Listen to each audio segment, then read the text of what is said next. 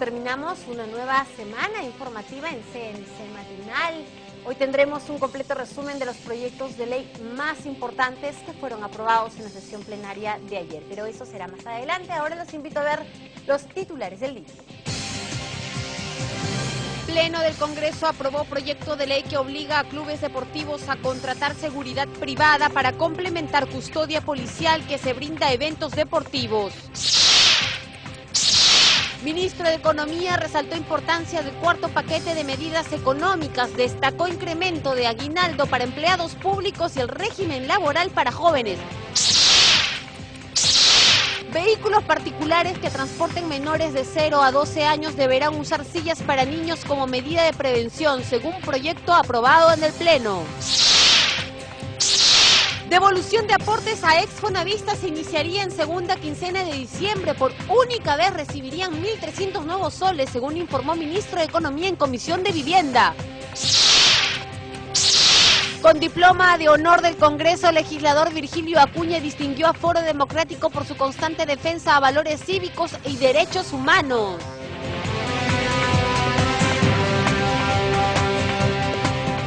Luego de un intenso debate, el Pleno del Congreso aprobó la iniciativa legislativa que propone que las destituciones de jueces y fiscales por el Consejo Nacional de la Magistratura se ejecuten de forma inmediata. También establece que las impugnaciones se resuelvan en un plazo de máximo de 60 días. Tenemos el informe. El texto sustitutorio del dictamen aprobado por unanimidad propone modificar el artículo 21, inciso B, y el artículo 34, numeral 4 de la Ley Orgánica del Consejo Nacional de la Magistratura sobre suspensión y sanción de los magistrados sujetos a un proceso disciplinario o no ratificados. Una vez que se produce la decisión del Consejo Nacional, muchos de los jueces o magistrados interponen los recursos impugnatorios. Y en tanto estos no son resueltos, los jueces siguen ejerciendo sus funciones. En ese contexto solicito que se incluya esta modificación a efecto de que estas resoluciones se ejecuten de inmediato. La iniciativa plantea que las resoluciones de no ratificación o destitución se ejecuten en forma inmediata para que el magistrado no desempeñe función judicial o fiscal alguna desde el día siguiente de la publicación de la resolución en la página electrónica del Consejo Nacional de la Magistratura o la notificación en forma personal o en el correo electrónico autorizado por el magistrado evaluado en alguno de esos procesos. ¿Qué se plantea en el dictamen, señora presidenta? Que cuando el magistrado, sea juez o fiscal, tenga resolución de destitución o de no ratificación, ya no pueda seguir dictando sentencias ni haciendo dictámenes fiscales. Previamente, el Pleno del Congreso dejó expedito para su aprobación por el Poder Ejecutivo el proyecto de ley que propone modificar 36 artículos de Código Procesal Civil con el fin de promover la modernidad y la celeridad procesal. Cabe señalar que el debate de la propuesta, aprobada en primera votación por 78 votos a favor, 0 en contra y 12 abstenciones, se inició en la sesión plenaria del 30 de octubre. En otras noticias, el ministro de Economía, Alonso Segura, resaltó la importancia del cuarto paquete de medidas económicas, destacando el incremento del aguinaldo para los empleados públicos y el régimen laboral para los jóvenes. Fue luego de su presentación en la Comisión de Vivienda. Escuchemos. Alonso Segura Bassi explicó que este nuevo paquete de medidas tiene 4 componentes. El primero, un impulso fiscal en el corto plazo, complementario a las acciones tomadas en julio pasado, que incluye la implementación de obras para el sector educación y los programas del Ministerio de Inclusión Social. Aproximadamente poco más de 400 millones de soles para gasto rápido en obras pequeñas de habilitación de cocinas, habilitación de baños en locales escolares, desnutrición crónica infantil, combate a la anemia en 9 regiones, con lo cual ya se despliega en todas las regiones del país, y en obras de agua potable en poblados pequeños a través de municipalidades para que los pobladores cuenten con agua clorada. Dichas medidas incluyen ordenar procedimientos administrativos y disminuir el exceso de trámites, la reducción de aranceles para insumos aplicado a la importación, el cual se suma a la disminución del arancel relacionado con el ingreso al país de bienes de capital. De esta manera se busca dinamizar la inversión. Se está llevando a tasa cero Todas las partidas de insumos. Son más de 1.800 partidas de importaciones que se van a llevar a arancel cero. Con esto lo que tendríamos es bienes de capital, todos los bienes de capital en arancel cero, todos los insumos en arancel cero. También destacó la creación de un régimen especial para promover el empleo para jóvenes, como sucede en México y Chile. Dijo que permitirá reembolsar a las pequeñas empresas el costo de la seguridad social de sus trabajadores menores de 24 años, para incentivar que inviertan en capacitarlos con cargo a un crédito fiscal. La razón por la que estamos a este programa le estamos añadiendo un componente claro, contundente de capacitación es: los jóvenes necesitan, no solo los jóvenes, pero los jóvenes en particular necesitan capacitarse más, no solo en el trabajo, sino necesitan recibir capacitación adicional, y eso es lo que se está incentivando, en línea, como dije, por ejemplo, con lo que grabó el premio Nobel Eric Maskin hace unos días, ¿no? Entonces, sí, efectivamente necesitamos fortalecer el capital humano desde la entrada al mercado laboral. Finalmente, el titular del MEF resaltó que el Poder Ejecutivo aprobó un decreto de urgencia para entregar un aguinaldo extraordinario para los trabajadores del sector público de 300 nuevos soles adicionales a los 200 nuevos soles de Navidad, que incluye a los jubilados. También informó que este paquete de medidas económicas incluye enviar al Congreso de la República 2 proyectos de ley. Informó Susana Espinosa, Central de Noticias del Congreso. Y sobre lo vertido por el titular de Economía, los legisladores de diferentes bancadas indicaron que este paquete de medidas económicas contribuirá a dinamizar la economía y lo calificaron de positivo. Pidieron que las iniciativas sean remitidas cuanto antes al Congreso para su debate y aprobación. Escuchemos sus declaraciones. De muy positivo para la economía del país, calificaron los legisladores el cuarto paquete de medidas económicas aprobado por el Consejo de Ministros, el mismo que permitirá un impulso fiscal en corto plazo. Incentivando justamente el crecimiento económico, tenemos buenos augurios, ¿no? De acuerdo a lo que ha informado el ministro de Economía cuando se ha presentado a la Comisión, justamente de Economía también, la que ha mencionado pues que los países meta o mercados objetivos de nuestro país, como China, Estados Unidos, la zona euro, tienen una recuperación pronta. Entonces todo esto significa que para el próximo año, el 2015, tenemos un crecimiento pues importante en nuestro país. Nos parece positivo, nosotros queremos alcanzar a un crecimiento económico del 4% y las medidas que se hagan para reactivar la economía peruana van a sustentar y van a facilitar en un aspecto positivo para poder incrementar el crecimiento económico. Esa es nuestra principal preocupación. Sobre el aumento de aguinaldo extraordinario por Navidad de 500 soles para los servidores públicos, manifestaron que esto ayudará a las familias en su respectiva canasta básica y saludaron el incluir a los jubilados. Me parece bien, porque en realidad el aguinaldo se le estaba dando muy pequeño, era un monto muy bajo, y que ahorita 500 soles para que pase una familia me parece que es el adecuado. Me parece muy bien, ¿no? Creo que se ha venido dando 300 soles, 200 soles más, que creo que eso va a contribuir en mejorar la capacidad adquisitiva de nuestros efectivos militares y policiales y los jubilados también, que siempre hay que acordarse de ellos, ¿no? Por su parte, el congresista Richard Acuña espera que con estas medidas se ayude a controlar la desaceleración económica. Nosotros hemos podido revisar y ya estábamos esperando además estas medidas que el mismo presidente lo había anunciado. Esperemos de que esas medidas nos ayuden a impulsar la economía en esos momentos cuando sabemos muy bien que la economía nacional no está en el lugar donde estábamos acostumbrados los últimos años. 7:47 de la mañana, el congresista Jaime Delgado preparó un proyecto de ley para declarar el agua en emergencia por no cumplir con los estándares necesarios que no pongan en riesgo la salud de la población. Escuchemos de qué se trata esta iniciativa legislativa. Bueno, yo creo que en realidad se tiene que reorganizar todo el sistema nacional de abastecimiento de agua potable, porque hay empresas que realmente están en una situación caótica, están prácticamente quebradas y no tienen ninguna capacidad operativa para garantizar un agua de óptima calidad. Son pocas las ciudades que se salvan de esa situación y están en condiciones, digamos, financieras más o menos apropiadas, ¿no? Pero el tema de la calidad del agua en nuestro país es un tema sumamente delicado, sumamente serio, porque compromete la salud, la seguridad, la vida de las personas.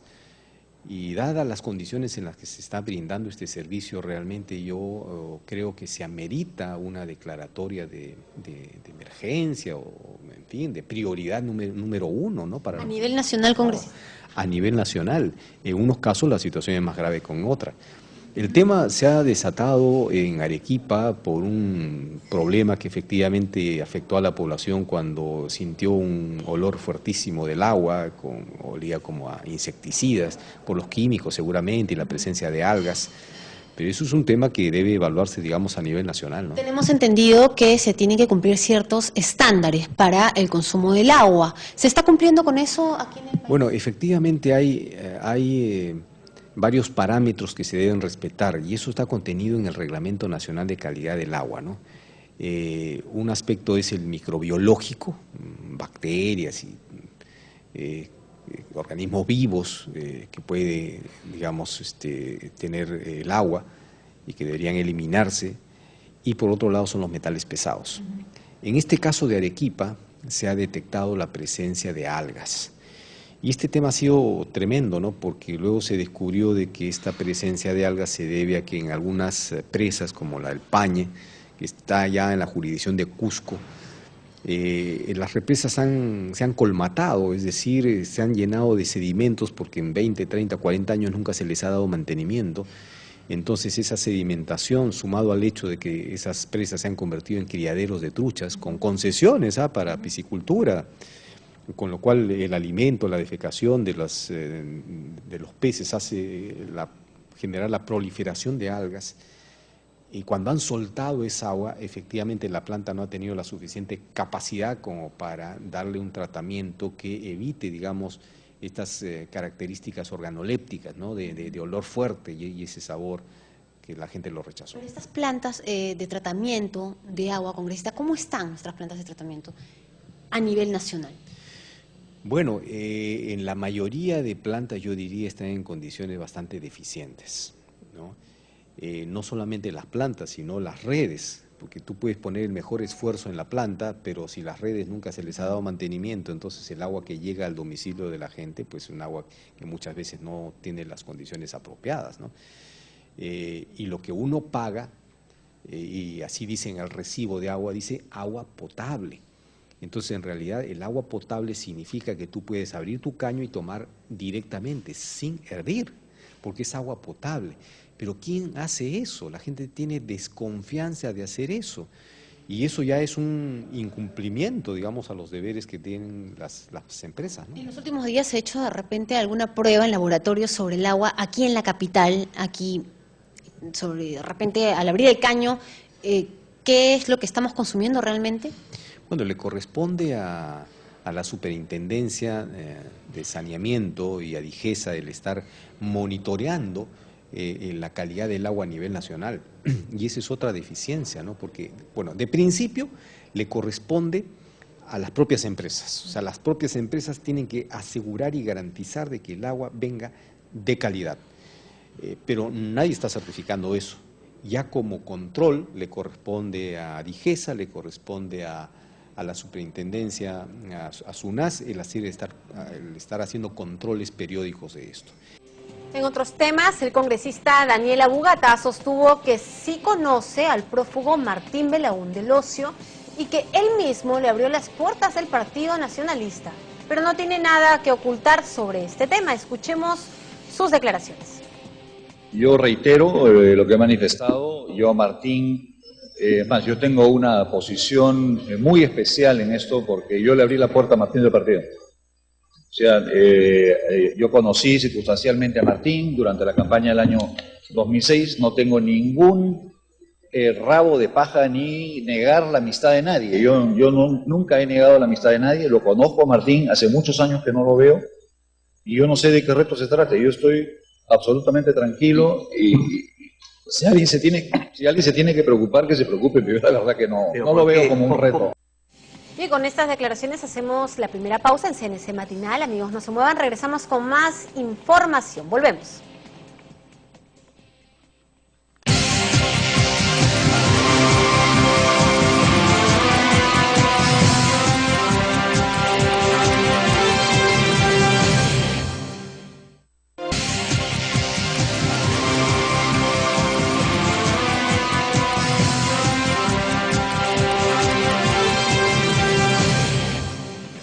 8 en punto de la mañana, amigos, es momento de presentar los titulares de hoy, viernes 7 de noviembre. Veamos. Pleno del Congreso aprobó proyecto de ley que obliga a clubes deportivos a contratar seguridad privada para complementar custodia policial que se brinda a eventos deportivos. Ministro de Economía resaltó importancia del cuarto paquete de medidas económicas, destacó incremento de aguinaldo para empleados públicos y el régimen laboral para jóvenes.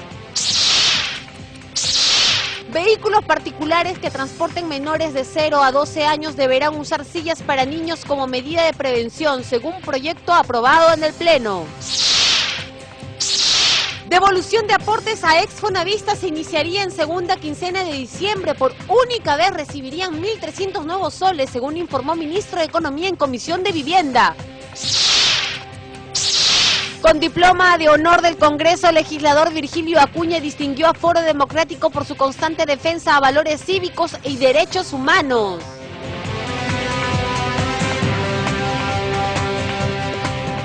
Les habíamos comentado en los titulares que la Comisión de Vivienda sesionó ayer y tuvo como invitado al ministro de Economía, Alonso Segura. Anunció que los aportes de los fonavistas empezarán a ser devueltos en la quincena de diciembre. Escuchemos. Al exponer el mecanismo, financiamiento y procedimiento para iniciar el pago a los fonavistas, el titular del Ministerio de Economía y Finanzas resaltó en la Comisión de Vivienda y Construcción que el fondo de devolución a los fonavistas asciende a 890.194.571 nuevos soles y que se logrará recaudar el total del monto a pagar para los aportantes al Fonavi, que asciende a más de 1.275 millones de soles. El monto promedio que se estaría devolviendo es aproximadamente 1.300 soles por fonavista. Digamos, es montos promedio. Va a haber algunos que van a recibir más, algunos que van a recibir menos, en función del número de periodos aportados como manda la ley. Al desmentir que las devoluciones se realizarían mensualmente, Segura Bassi explicó que tienen 8 años para finalizar con la devolución a los aportantes del Fonavi habilitados por la Comisión ad hoc. La primera etapa de pagos que se espera comience en la quincena de diciembre se iniciará con las personas mayores de 65 años y las personas con discapacidad. Previamente informó el ministro que a los 60.000 fonavistas se les hará llegar un oficio informándoles sobre su bono de reconocimiento, el monto que recibirá y el lugar en donde concretará el cobro. El cálculo de devolución se hace en términos de criterios que están establecidos en la ley, se plasman en el reglamento, pero son de la ley. Como decimos, es el monto aportado entre el número de beneficiarios por el número de meses aportados, es decir, el monto aportado total dividido entre el total de meses persona aportados, de ahí se saca el valor cuota y para cada persona, el monto específico del valor de esa persona se calcula por ese valor cuota, por el número de meses que se verificó que efectivamente aportaron. En la sesión, algunos parlamentarios expresaron su inquietud respecto a la ejecución de las devoluciones y en el caso del congresista Tomás Zamudio planteó la posibilidad de reemplazarlo con el otorgamiento de terrenos para que los fonavistas construyan sus viviendas. Si, por ejemplo, el fonavista la iba a recibir 3.000 soles, 5.000 angulos, en conjunto se optimiza el recurso. Y si tenemos el aliado de tener la libertad de disponer de terrenos, habilitando esos terrenos, llegaríamos a un mejor beneficio para el fonavista. Segura Bassi informó que existen terrenos que fueron invadidos y que a la fecha hay una cartera por cobrar, por lo que el acumulado final alcanzará los 1.235 millones de soles. En dicha cartera están incluidos cobros de créditos directos a empresas eléctricas y a entidades prestadoras de servicios de saneamiento, así como financiamientos al Proyecto Nacional de Manejo de Cuencas Hidrográficas y Conservación de Suelos, PRONAMASH, entre otros. El ministro dijo que existe un grado bastante alto de confianza de que los recursos a recaudar va a superar el monto por pagar, lo que significa que no habrá problemas de disponibilidad de dinero para cubrir el pago completo. Informó Susana Espinosa, Central de Noticias del Congreso. Y en la sesión matinal, el Pleno del Congreso aprobó la iniciativa legislativa que obliga a los vehículos particulares, en el caso de transporte a menores de 0 a 12 años, a usar un sistema de retención infantil como medida de prevención en el caso de una parada brusca. Tenemos los detalles. La iniciativa fue sustentada por la presidenta de la Comisión de Transportes del Parlamento, Doris Oceda, y establece la obligatoriedad del uso de los sistemas de retención infantil, conocidos como sillas de bebé o niño, así como de cinturones de seguridad universal en el interior de los vehículos para menores de hasta 12 años de edad, a fin de retener al niño en la butaca en caso se produzca una parada o desaceleración brusca. El uso de sistemas de retención infantil es una medida importante que se debe aplicar para evitar y reducir la gravedad de las heridas sufridas por los ocupantes de vehículos en caso de un accidente. En tal sentido, el presente dictamen del proyecto de ley 2832 busca incluir en la legislación peruana un mecanismo que haga necesario no solo el uso de sistemas de retención infantil, con lo que se evita lesiones o muertes, sino además que se concientice a la población para que se tomen medidas urgentes como la que nos presenta en esta iniciativa legislativa. El congresista Kenji Fujimori, autor de la iniciativa, calificó de muy importante el proyecto de ley que busca, según dijo, proteger la vida de los menores. Agregó que según datos del Instituto Nacional de Estadística e Informática, entre el 2003 y 2012, el número de infantes fallecidos a causa de los accidentes de tránsito aumentó de 454 a 1.000 víctimas. Lo que se busca con este proyecto de ley es construir una cultura de prevención, así como ocurrió hace varios años atrás con los cinturones de seguridad. Lo que busca este proyecto de ley es reducir los índices de mortalidad en niños y las lesiones graves. El proyecto dispone que toda persona que conduzca un vehículo particular comprendido en la categoría M1, vehículo de transporte de pasajeros de no más de 8 asientos, además del asiento del conductor, deberá asegurar que el menor que viaje sentado en el asiento posterior de su vehículo utilice recursos de retención adecuados para su edad. Durante el debate, los congresistas Santiago Gastañadui y Javier Bedoya de Vivanco coincidieron en advertir que el dictamen en discusión pecaba de reglamentarista al precisar detalles respecto a las características de los dispositivos de seguridad propuestos. Informó Vilma Mondragón, Central de Noticias del Congreso. 8:07 de la mañana, les contamos que el congresista Johnny Cárdenas se mostró de acuerdo con la instalación de una mesa de diálogo del Ministerio de Transportes para dar solución a los problemas de congestión vehicular en la carretera central. Dijo que el 60% de los vehículos pesados transita por esta zona. Veamos. La carretera central que une a una de las ciudades más importantes como es Lima, con la macrorregión centro, en este caso Junín, Huancavelica, Cerro de Pasco, Huánuco, está totalmente congestionada por el incremento justamente del parque automotor, en este caso de camiones, el 60%. Del parque automotor que ha incrementado justamente y ha perjudicado la comunicación, la interconectividad a la zona central, son los camiones. Y principalmente estos camiones vienen a hacer el transporte de minerales. Entonces, creo que el Ministerio de Transportes y Comunicaciones está tomando la batuta a la hora de establecer una mesa de diálogo, de conversación, de identificación de la problemática en la ciudad de Huancayo, y ya me parece que este viernes, pasado mañana, existe una reunión para poder desarrollar una visita a una ruta alterna que justamente tiene que ver con la zona de Cieneguilla y llegar para... Precisamente, congresista, hay una serie, infinidad de proyectos de ley tratando de dar una solución a este problema. Existe de repente incrementar los vuelos, también de ponerle énfasis a este aeropuerto para poder llegar y tener acceso más a la zona central. También está la infraestructura en lo que es reparar las pistas, ver otros accesos. ¿Cuántos proyectos de ley hay que están en la mesa y que todavía no se procede a accionar, ¿no? Sí, nosotros los congresistas de la región Junín, cada uno de nosotros tiene una propuesta legislativa.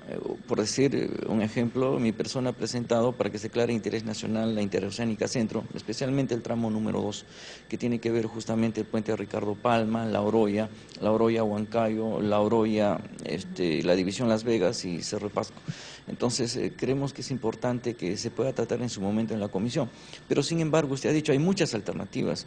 Existen alternativas que está desarrollando el Ministerio de Transportes y Comunicaciones, que ojalá en su momento puedan ejecutarse, pero ya hay grandes avances, pero hay algunos problemas que hemos identificado, porque nosotros habíamos desarrollado una inspección respecto a la problemática de la carretera central. Hemos realizado un viaje por toda la zona, hemos estado en conversación con las distintas autoridades del gobierno local y cada uno de ellos tienen una alternativa. Sobre todo la idea, el objetivo es reducir el tiempo de viaje de estas 8 a 12 horas, pues a 6, incluso hasta 4, ¿se ha hablado? Sí, definitivamente.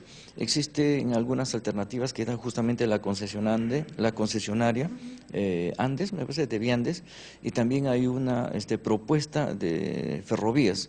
Y a esto se suma lo del Ministerio de Transportes, algunas que debería de articular de los gobiernos locales.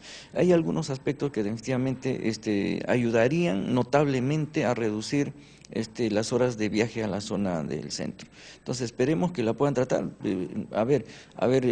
Para mencionar, el Ministerio de Transportes y Comunicaciones está desarrollando algunos estudios para poder crear algunos evitamientos, ¿no? Entonces, del puente de Río Branco al puente de Ricardo Palma, si no me equivoco los nombres de los puentes. Entonces, es una alternativa para que podamos bordear el ingreso a Chosica, es decir, no ingresar a Chosica, hay un cuello de botella en esta localidad. Entonces, para adelante también existe ya algunas propuestas para poder hacer algunas otras rutas para no ingresar a los 4.800 metros sobre el nivel de mar. Esto tiene que ver con una propuesta de la Municipalidad de San Mateo y otra con la Municipalidad de La Oroya, de Yauli, en la cual ellos hacen una propuesta de esta nueva ruta, que están justamente con algunos proyectos y unos SNIP que tiene que ver justamente y valorarse en el Ministerio de Transportes. Lo que vemos, congresistas, es que propuestas sobran. Sí. ¿Qué falta entonces? ¿Decisión? Lo que falta es, me parece que puedan determinar técnicamente cuál es la propuesta más viable. Entonces, la idea es eliminar las horas que uno se perjudica en esta carretera cuando existe algún problema de un accidente o algún problema con el fenómeno natural, ¿no? Entonces, para eso hay muchas soluciones. Para lo que es transporte, definitivamente hay estos proyectos de inversión pública y propuestas, como ya hemos dicho, de varios sectores. En lo que se refiere a la inclemencia del clima, existe una propuesta en la cual se puede utilizar sal, ¿no? Como se usa en otros países, pero eso tiene que ver con autorizaciones del Ministerio del Ambiente. Entonces, hay toda una serie de propuestas. Esperemos que cuanto antes esta mesa que ya se ha establecido pueda cumplir sus objetivos y determinar cuáles son las soluciones. 8:13 de la mañana y luego de un intenso debate, el Pleno del Congreso aprobó la iniciativa legislativa que propone que las destituciones de jueces y fiscales por el Consejo Nacional de la Magistratura se ejecuten de forma inmediata. También establece que las impugnaciones se resuelvan en un plazo máximo de 60 días. Tenemos el informe. El texto sustitutorio del dictamen aprobado por unanimidad propone modificar el artículo 21, inciso B, y el artículo 34, numeral 4 de la Ley Orgánica del Consejo Nacional de la Magistratura sobre suspensión y sanción de los magistrados sujetos a un proceso disciplinario o no ratificados. Una vez que se produce la decisión del Consejo Nacional, muchos de los jueces o magistrados interponen los recursos impugnatorios. Y en tanto estos no son resueltos, los jueces siguen ejerciendo sus funciones. En ese contexto solicito que se incluya esta modificación a efecto de que estas resoluciones se ejecuten de inmediato. La iniciativa plantea que las resoluciones de no ratificación o destitución se ejecuten en forma inmediata para que el magistrado no desempeñe función judicial o fiscal alguna desde el día siguiente de la publicación de la resolución en la página electrónica del Consejo Nacional de la Magistratura o la notificación en forma personal o en el correo electrónico autorizado por el magistrado evaluado en alguno de esos procesos. ¿Qué se plantea en el dictamen, señora presidenta? Que cuando el magistrado, sea juez o fiscal, tenga resolución de destitución o de no ratificación, ya no pueda seguir dictando sentencias ni haciendo dictámenes fiscales. Previamente, el Pleno del Congreso dejó expedito para su aprobación por el Poder Ejecutivo el proyecto de ley que propone modificar 36 artículos de Código Procesal Civil con el fin de promover la modernidad y la celeridad procesal. Cabe señalar que el debate de la propuesta, aprobada en primera votación por 78 votos a favor, 0 en contra y 12 abstenciones, se inició en la sesión plenaria del 30 de octubre. En otras noticias, el ministro de Economía, Alonso Segura, resaltó la importancia del cuarto paquete de medidas económicas, destacando el incremento del aguinaldo para los empleados públicos y el régimen laboral para los jóvenes. Fue luego de su presentación en la Comisión de Vivienda. Alonso Segura Bassi explicó que este nuevo paquete de medidas tiene 4 componentes. El primero, un impulso fiscal en el corto plazo, complementario a las acciones tomadas en julio pasado, que incluye la implementación de obras para el sector educación y los programas del Ministerio de Inclusión Social. Aproximadamente poco más de 400 millones de soles para gasto rápido en obras pequeñas de habilitación de cocinas, habilitación de baños en locales escolares, desnutrición crónica infantil, combate a la anemia en 9 regiones, con lo cual ya se despliega en todas las regiones del país, y en obras de agua potable en poblados pequeños a través de municipalidades para que los pobladores cuenten con agua clorada. Dichas medidas incluyen ordenar procedimientos administrativos y disminuir el exceso de trámites, la reducción de aranceles para insumos aplicado a la importación, el cual se suma a la disminución del arancel relacionado con el ingreso al país de bienes de capital. De esa manera se busca dinamizar la inversión. Se está llevando a tasa cero todas las partidas de insumos. Son más de 1.800 partidas de importaciones que se van a llevar a arancel cero. Con esto lo que tendríamos es bienes de capital, todos los bienes de capital en arancel cero, todos los insumos en arancel cero. También destacó la creación de un régimen especial para promover el empleo para jóvenes, como sucede en México y Chile. Dijo que permitirá reembolsar a las pequeñas empresas el costo de la seguridad social de sus trabajadores menores de 24 años, para incentivar que inviertan en capacitarlos con cargo a un crédito fiscal. La razón por la que estamos a este programa le estamos añadiendo un componente claro, contundente de capacitación es: los jóvenes necesitan, no solo los jóvenes, pero los jóvenes en particular necesitan capacitarse más, no solo en el trabajo, sino necesitan recibir capacitación adicional, y eso es lo que se está incentivando, en línea, como dije, por ejemplo, con lo que grabó el premio Nobel Eric Maskin hace unos días, ¿no? Entonces, sí, efectivamente necesitamos fortalecer el capital humano desde la entrada al mercado laboral. Finalmente, el titular del MEF resaltó que el Poder Ejecutivo aprobó un decreto de urgencia para entregar un aguinaldo extraordinario para los trabajadores del sector público de 300 nuevos soles adicionales a los 200 nuevos soles de Navidad, que incluye a los jubilados. También informó que este paquete de medidas económicas incluye enviar al Congreso de la República 2 proyectos de ley. Informó Susana Espinosa, Centrales Noticias del Congreso.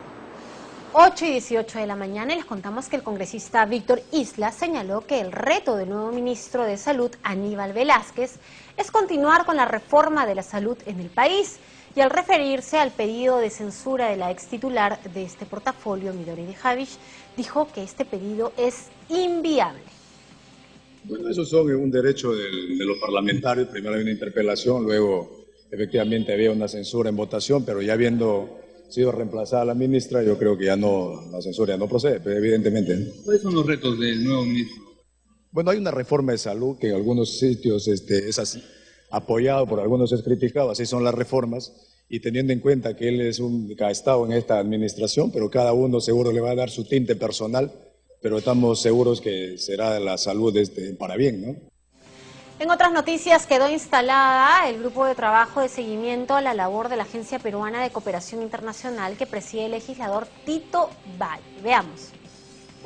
Las innumerables denuncias por supuesta malversación de fondos, la mala administración de los recursos provenientes de la ayuda internacional, así como la demora en la designación del nuevo director ejecutivo de la Agencia Peruana de Cooperación Internacional, APSI, motivó en el Parlamento la creación de un grupo de trabajo encargado de fiscalizar la labor de este órgano administrativo del Estado, que estará encabezado por el congresista Tito Valle. Generalmente los recursos que llegan por diferentes fuentes, diferentes estados, a través de las ONGs, muchas veces no se saben a dónde llegan y los impactos mismos. Y muchos sienten que esto es mal usado. Bueno, es una suposición, pero a eso apuntan estas observaciones que hacen llegar aquí al Congreso a algunos ciudadanos. El grupo de trabajo perteneciente a la Comisión de Relaciones Exteriores está conformado además por las congresistas Luz Salgado y Lourdes Alcorta. Las primeras actividades serán solicitar información respecto a la APSI y luego explicaciones a la PCM sobre por qué no se ha designado un director desde hace 7 meses. Y esto es una de las preocupaciones no solamente del grupo de trabajo, sino de la Comisión de Relaciones Exteriores, que también ya ha pedido a la primera ministra que inmediatamente se subsana. Se estima que a fines de este año se contará con un informe preliminar. El congresista Jaime Delgado prepara un proyecto de ley para declarar el agua en emergencia por no cumplir con los estándares necesarios que no pongan en riesgo la salud de la población. Escuchemos de qué se trata su iniciativa legislativa. Bueno, yo creo que en realidad se tiene que reorganizar todo el sistema nacional de abastecimiento de agua potable, porque hay empresas que realmente están en una situación caótica, están prácticamente quebradas y no tienen ninguna capacidad operativa para garantizar un agua de óptima calidad. Son pocas las ciudades que se salvan de esa situación y están en condiciones, digamos, financieras más o menos apropiadas, ¿no? Pero el tema de la calidad del agua en nuestro país es un tema sumamente delicado, sumamente serio, porque compromete la salud, la seguridad, la vida de las personas.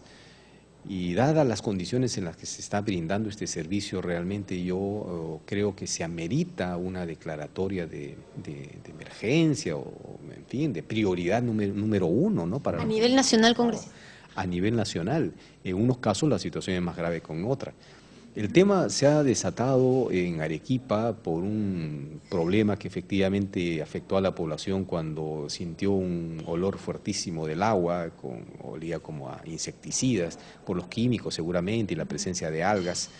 Pero eso es un tema que debe evaluarse, digamos, a nivel nacional, ¿no? Tenemos entendido que se tienen que cumplir ciertos estándares para el consumo del agua. ¿Se está cumpliendo con eso aquí en el país? Bueno, efectivamente hay varios parámetros que se deben respetar y eso está contenido en el Reglamento Nacional de Calidad del Agua, ¿no?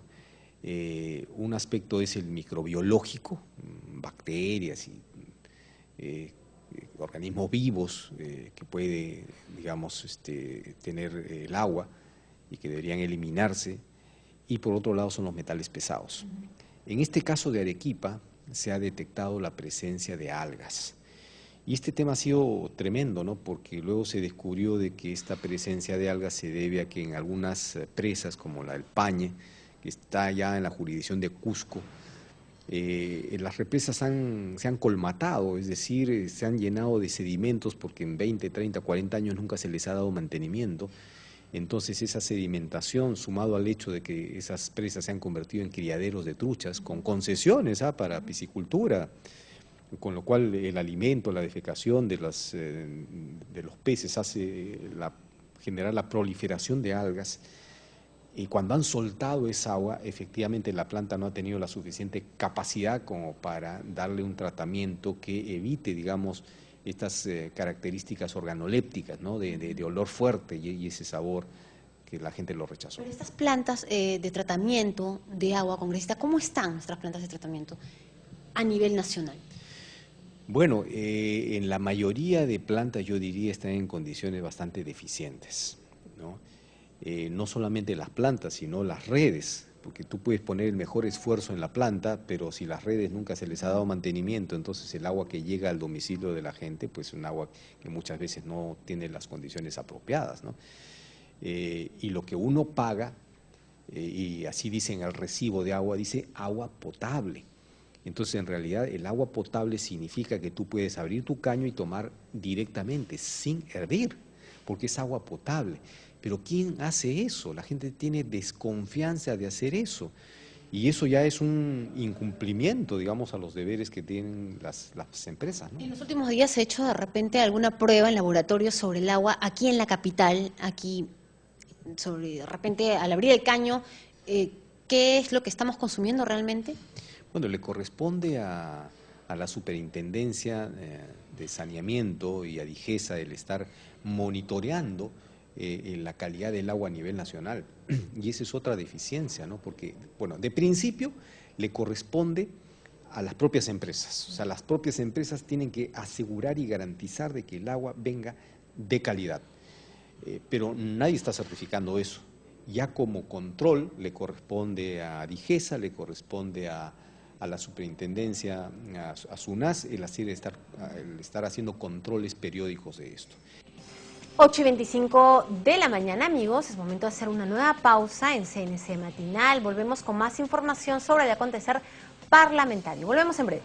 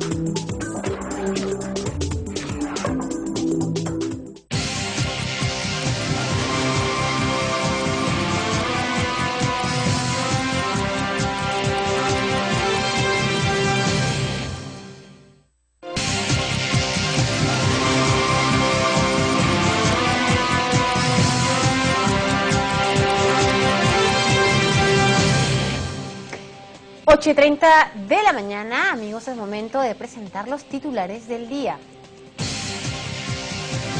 Pleno del Congreso aprobó proyecto de ley que obliga a clubes deportivos a contratar seguridad privada para complementar custodia policial que se brinda a eventos deportivos. Ministro de Economía resaltó importancia del cuarto paquete de medidas económicas, destacó incremento de aguinaldo para empleados públicos y el régimen laboral para jóvenes. Vehículos particulares que transporten menores de 0 a 12 años deberán usar sillas para niños como medida de prevención, según proyecto aprobado en el Pleno. Devolución de aportes a exfonavistas se iniciaría en segunda quincena de diciembre. Por única vez recibirían 1.300 nuevos soles, según informó Ministro de Economía en Comisión de Vivienda. Con diploma de honor del Congreso, el legislador Virgilio Acuña distinguió a Foro Democrático por su constante defensa a valores cívicos y derechos humanos.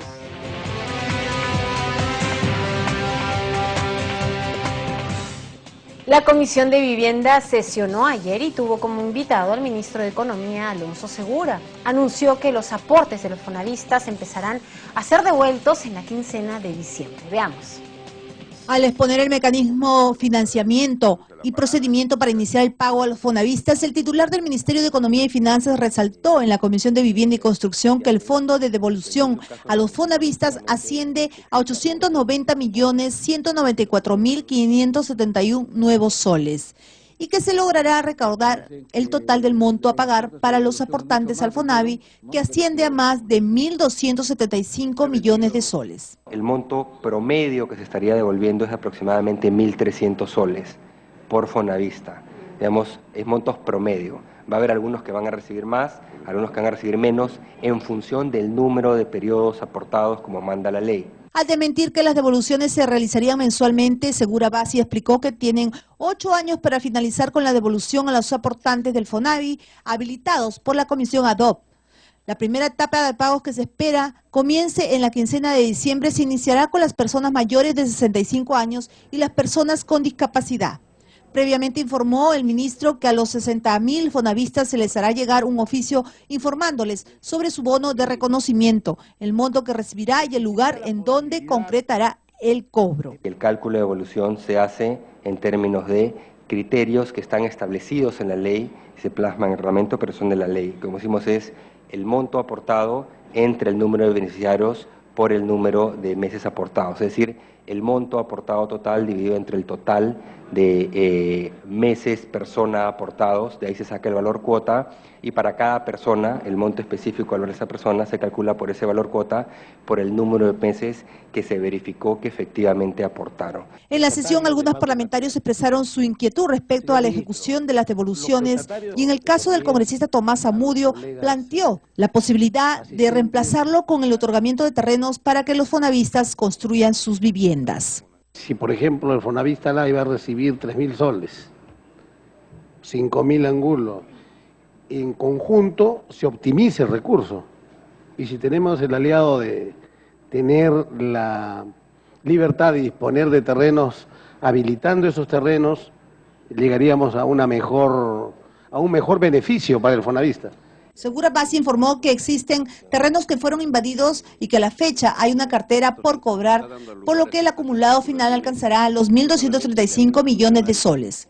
En dicha cartera están incluidos cobros de créditos directos a empresas eléctricas y a entidades prestadoras de servicios de saneamiento, así como financiamientos al Proyecto Nacional de Manejo de Cuencas Hidrográficas y Conservación de Suelos, PRONAMASH, entre otros. El ministro dijo que existe un grado bastante alto de confianza de que los recursos a recaudar va a superar el monto por pagar, lo que significa que no habrá problemas de disponibilidad de dinero para cubrir el pago completo. Informó Susana Espinosa, Central de Noticias del Congreso. Vamos con más información. El director de la Biblioteca Nacional, Ramón Mujica, planteó incluir en el depósito legal de la Biblioteca Nacional del Perú los libros electrónicos. Veamos. La modificatoria de diversos artículos de la Ley de Depósito Legal con el fin de incorporar en sus alcances el libro electrónico, asimismo añadir como obligación principal el depósito del editor, teniendo en cuenta que éste tiene mayor responsabilidad en la producción del libro. Fue el planteamiento del director de la Biblioteca Nacional, Ramón Mujica Pinilla, ante la Comisión de Cultura, donde informó sobre la aplicación, problemática y recomendaciones respecto de la Ley de Depósito Legal en la Biblioteca Nacional. Tenemos la presentación del señor director nacional de la Biblioteca Nacional del Perú para que informe sobre la aplicación, problemática y recomendaciones que tuviera sobre la ley 26905, Ley de Depósito Legal en la Biblioteca Nacional del Perú. Lo que deseamos incorporar es que debería incluirse también el libro electrónico, que es aquel texto editado y reproducido por medios electrónicos para su transmisión, utilización y explotación total o parcial a través de Internet u otras vías informáticas. En otro momento, dijo que se necesita promover una iniciativa integral que actualice el marco legal y que incorpore del libro electrónico conceptos técnicos, bibliotecológicos y además precisiones técnicas no contempladas en la ley vigente. La Ley de Depósito Legal en la Biblioteca Nacional del Perú tiene como fin incrementar el patrimonio nacional bibliográfico, informático e informativo en general, que incluye toda obra impresa, grabación fónica y videocinta, así como todo programa de computadora y cualquier otro soporte que registre información. Informó Vilma Mondragón, Central de Noticias del Congreso. En otras noticias, el legislador Virgilio Acuña reconoció al Foro Democrático como un diploma de honor del Congreso de la República. Fue en reconocimiento a su constante defensa de los valores de civismos y derechos humanos. Tenemos el informe. Por su defensa de la democracia y los derechos humanos durante varios años, el congresista Virgilio Acuña Peralta distinguió con el diploma de honor del Congreso al Foro Democrático.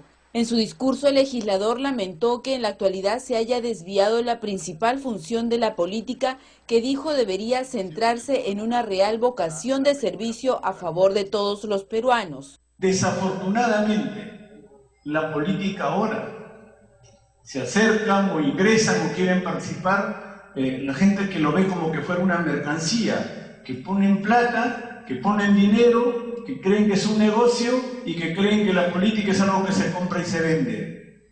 Por eso me siento emocionado, porque ahora comparto la mesa con personas que nunca pensaron de esa manera. Dijo que la democracia no es solo tener una constitución que nos garantice nuestros derechos fundamentales como recibir atención de salud y educación, sino que en la práctica se materialice en servicios que lleguen a todos los peruanos. Participaron en la ceremonia y recibieron la distinción del Congreso los exparlamentarios Agustín Aya de la Torre, Alberto Borea Odría y otras personalidades que promovieron desde diversos frentes el fortalecimiento del Foro Democrático. Informó Rocío Martínez, Central de Noticias del Congreso de la República. El Pleno del Congreso aprobó el proyecto de ley que obliga a los clubes deportivos a contratar seguridad privada para complementar custodia policial que se brinda a eventos deportivos. Veamos.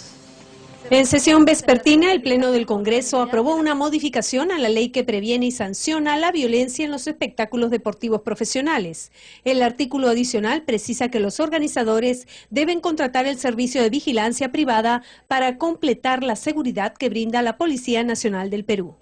La Policía Nacional del Perú no tiene la capacidad de poder brindar un servicio de seguridad a un espectáculo como puede ser el clásico del fútbol. Por ejemplo, en Lima hay un efectivo por cada... el proyecto se basa en la realidad que actualmente atraviesa la Policía Nacional del Perú. Se sabe que no contamos con el número de policías para cumplir con sus funciones. A eso le sumamos que solo el 50% de la Policía Nacional del Perú está en actividad, debido a que el otro 50% se encuentra franco. Y de ese 50% de actividad, gran porcentaje, la mayor parte, está dedicada a cuidar instituciones públicas, autoridades a nivel nacional. El objetivo de esta modificación legal es cautelar y proteger la vida y la integridad de las personas, así como el patrimonio público y privado. En la actualidad, cada vez que hay un campeonato deportivo entre clubes de fútbol populares, se destina para la vigilancia del orden público unos 6.000 policías. Solo en Lima, donde juegan Universitario de Deportes, Alianza Lima y Sporting Cristal, apenas existen 9.000 efectivos policiales para custodiar el orden público. El dictamen fue aprobado por unanimidad y quedó exonerado de la segunda votación, por lo que está listo para su promulgación por el Poder Ejecutivo. La autógrafa establece que si los clubes no cumplen con contratar la seguridad privada, se suspenderá el evento deportivo. Los legisladores de diferentes bancadas indicaron que el paquete de medidas económicas aprobadas por el gobierno contribuirá a dinamizar la economía y lo calificaron de positiva. Pidieron que las iniciativas sean remitidas cuanto antes al Congreso para su debate y aprobación. Escuchemos sus declaraciones. De muy positivo para la economía del país, calificaron los legisladores el cuarto paquete de medidas económicas aprobado por el Consejo de Ministros, el mismo que permitirá un impulso fiscal en corto plazo. Incentivando justamente el crecimiento económico, tenemos buenos augurios, ¿no? De acuerdo a lo que ha informado el ministro de Economía cuando se ha presentado a la Comisión, justamente de Economía también, la que ha mencionado pues que los países meta o mercados objetivos de nuestro país como China, Estados Unidos, la zona euro tienen una recuperación pronta, entonces todo esto significa que para el próximo año, el 2015, tenemos un crecimiento pues importante en nuestro país. Nos parece positivo, nosotros queremos alcanzar a un crecimiento económico del 4% y las medidas que se hagan para reactivar la economía peruana van a sustentar y van a facilitar en un aspecto positivo para poder incrementar el crecimiento económico. Esa es nuestra principal preocupación. Sobre el aumento de aguinaldo extraordinario por Navidad de 500 soles para los servidores públicos, manifestaron que esto ayudará a las familias en su respectiva canasta básica y saludaron el incluir a los jubilados.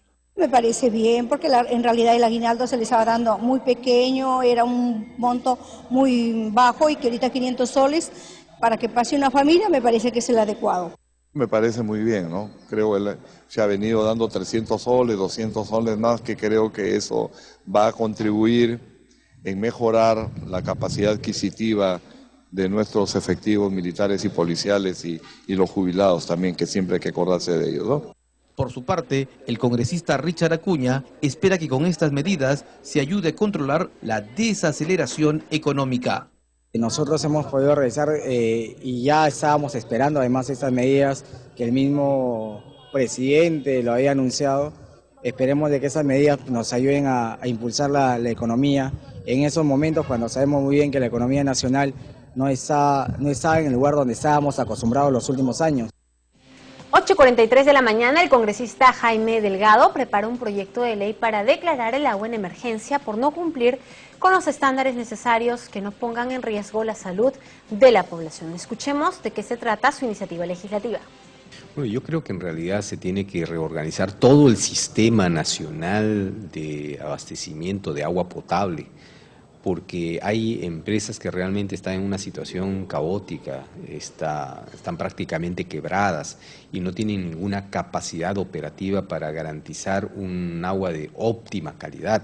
Son pocas las ciudades que se salvan de esa situación y están en condiciones, digamos, financieras más o menos apropiadas, ¿no?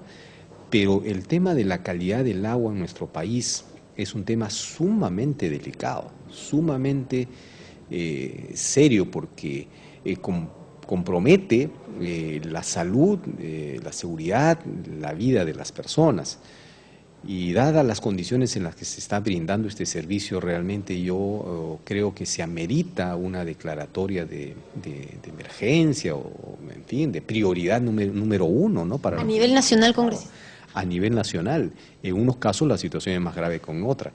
El tema se ha desatado en Arequipa por un problema que efectivamente afectó a la población cuando sintió un olor fuertísimo del agua, olía como a insecticidas, por los químicos seguramente y la presencia de algas. Pero eso es un tema que debe evaluarse, digamos, a nivel nacional, ¿no? Tenemos entendido que se tienen que cumplir ciertos estándares para el consumo del agua. ¿Se está cumpliendo con eso aquí en el país? Bueno, efectivamente hay varios parámetros que se deben respetar y eso está contenido en el Reglamento Nacional de Calidad del Agua, ¿no? Un aspecto es el microbiológico, bacterias y organismos vivos que puede, digamos, tener el agua y que deberían eliminarse, y por otro lado son los metales pesados. En este caso de Arequipa se ha detectado la presencia de algas. Y este tema ha sido tremendo, ¿no? Porque luego se descubrió de que esta presencia de algas se debe a que en algunas presas, como la del Pañe, que está ya en la jurisdicción de Cusco, las represas se han colmatado, es decir, se han llenado de sedimentos porque en 20, 30, 40 años nunca se les ha dado mantenimiento. Entonces esa sedimentación, sumado al hecho de que esas presas se han convertido en criaderos de truchas con concesiones para piscicultura, con lo cual el alimento, la defecación de los peces hace generar la proliferación de algas, y cuando han soltado esa agua, efectivamente la planta no ha tenido la suficiente capacidad como para darle un tratamiento que evite, digamos, estas características organolépticas, ¿no? de olor fuerte y ese sabor que la gente lo rechazó. Pero estas plantas de tratamiento de agua, congresista, ¿cómo están nuestras plantas de tratamiento a nivel nacional? Bueno, en la mayoría de plantas yo diría están en condiciones bastante deficientes, ¿no?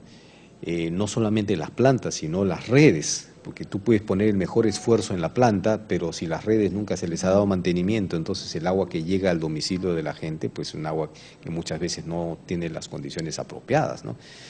Y lo que uno paga, y así dicen el recibo de agua, dice agua potable. Entonces, en realidad, el agua potable significa que tú puedes abrir tu caño y tomar directamente, sin hervir, porque es agua potable.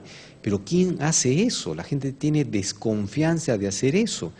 Y eso ya es un incumplimiento, digamos, a los deberes que tienen las empresas, ¿no? En los últimos días se ha hecho de repente alguna prueba en laboratorio sobre el agua aquí en la capital, aquí, de repente al abrir el caño, ¿qué es lo que estamos consumiendo realmente? Bueno, le corresponde a la Superintendencia de Saneamiento y a DIGESA el estar monitoreando la calidad del agua a nivel nacional. Y esa es otra deficiencia, ¿no? Porque, bueno, de principio le corresponde a las propias empresas. O sea, las propias empresas tienen que asegurar y garantizar de que el agua venga de calidad. Pero nadie está certificando eso. Ya como control le corresponde a DIGESA, le corresponde a la superintendencia, a SUNAS, el estar haciendo controles periódicos de esto. El congresista Daniel Abugatá sustentó el proyecto de ley marco para la acción frente al cambio climático. Se trata de una propuesta que no pone trabas a la inversión. Veamos los aportes que dieron durante el debate de la iniciativa legislativa. Este es nuestro bloque, el Congreso y la COP20.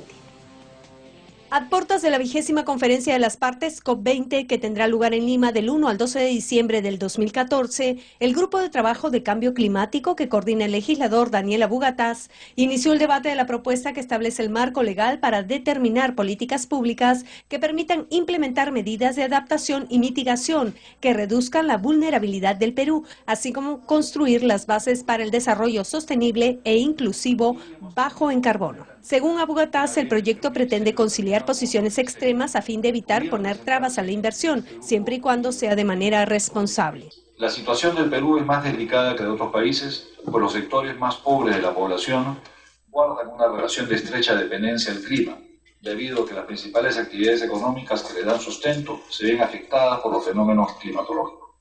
Además, el país y su diversidad se ven especialmente amenazados por los efectos adversos del cambio climático. El proyecto abarca las áreas de recursos hídricos y glaciares, producción agropecuaria y forestal, zonas marino-costeras y pesquería, áreas naturales protegidas, salud y escenarios del cambio climático. Entre los ámbitos priorizados figuran la implementación de fuentes alternativas de energía limpia, programas de eficiencia energética, mitigación en los sectores transporte e industrial y desbosque y cambio del uso del suelo. Un informe de cumplimiento de la política nacional ante el Congreso de la República que debiera de presentar el ente rector, que es el Ministerio del Ambiente, porque todos sabemos que esto va a ser un proceso. Esto no es un tema que se cierra con un proyecto de ley que junte los 7, 8 proyectos y que el Congreso, bueno, ahora lo pueda sacar antes de la COP20 y que le digamos al mundo, somos uno de los países más avanzados en términos de legislación de acción para el cambio climático, que espero que es lo que podamos hacer. La iniciativa legislativa considera como mecanismos financieros para concretar las acciones establecidas los recursos públicos y de la cooperación internacional, además de encargar al Ministerio de Economía la realización de una política fiscal sobre combustibles fósiles y estímulos a inversiones bajas en carbono e infraestructura adaptada al cambio climático. Informó Elsa Iturriaga, Central de Noticias del Congreso. Y luego de un intenso debate, el Pleno del Congreso aprobó la iniciativa legislativa que propone que las destituciones de jueces y fiscales por el Consejo Nacional de la Magistratura se ejecuten de forma inmediata. También establece que las impugnaciones se resolverán en un plazo máximo de 60 días. Tenemos el informe. El texto sustitutorio del dictamen aprobado por unanimidad propone modificar el artículo 21, inciso B, y el artículo 34, numeral 4 de la Ley Orgánica del Consejo Nacional de la Magistratura sobre suspensión y sanción de los magistrados sujetos a un proceso disciplinario o no ratificados. Una vez que se produce la decisión del Consejo Nacional, muchos de los jueces o magistrados interponen los recursos impugnatorios.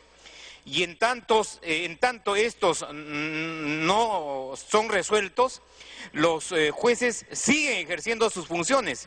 En ese contexto solicito que se incluya esta modificación a efecto de que estas resoluciones se ejecuten de inmediato. La iniciativa plantea que las resoluciones de no ratificación o destitución se ejecuten en forma inmediata para que el magistrado no desempeñe función judicial o fiscal alguna desde el día siguiente de la publicación de la resolución en la página electrónica del Consejo Nacional de la Magistratura o la notificación en forma personal o en el correo electrónico autorizado por el magistrado evaluado en alguno de esos procesos. ¿Qué se plantea en el dictamen, señora presidenta? Que cuando el magistrado, sea juez o fiscal, tenga resolución de destitución o de no ratificación, ya no pueda seguir dictando sentencias ni haciendo dictámenes fiscales. Previamente, el Pleno del Congreso dejó expedito para su aprobación por el Poder Ejecutivo el proyecto de ley que propone modificar 36 artículos de Código Procesal Civil con el fin de promover la modernidad y la celeridad procesal. Cabe señalar que el debate de la propuesta, aprobada en primera votación por 78 votos a favor, 0 en contra y 12 abstenciones, se inició en la sesión plenaria del 30 de octubre. Bien amigos, llegamos al final del noticiero. Muchas gracias por acompañarnos con nosotros. Será hasta la próxima semana, muy temprano. Los dejamos con los titulares del día. Pleno del Congreso aprobó proyecto de ley que obliga a clubes deportivos a contratar seguridad privada para complementar custodia policial que se brinda a eventos deportivos. Ministro de Economía resaltó importancia del cuarto paquete de medidas económicas, destacó incremento de aguinaldo para empleados públicos y el régimen laboral para jóvenes. Vehículos particulares que transporten menores de 0 a 12 años deberán usar sillas para niños como medida de prevención, según proyecto aprobado en el Pleno. Devolución de aportes a exfonavistas se iniciaría en segunda quincena de diciembre. Por única vez recibirían 1.300 nuevos soles, según informó Ministro de Economía en Comisión de Vivienda. Con diploma de honor del Congreso, el legislador Virgilio Acuña distinguió a Foro Democrático por su constante defensa a valores cívicos y derechos humanos.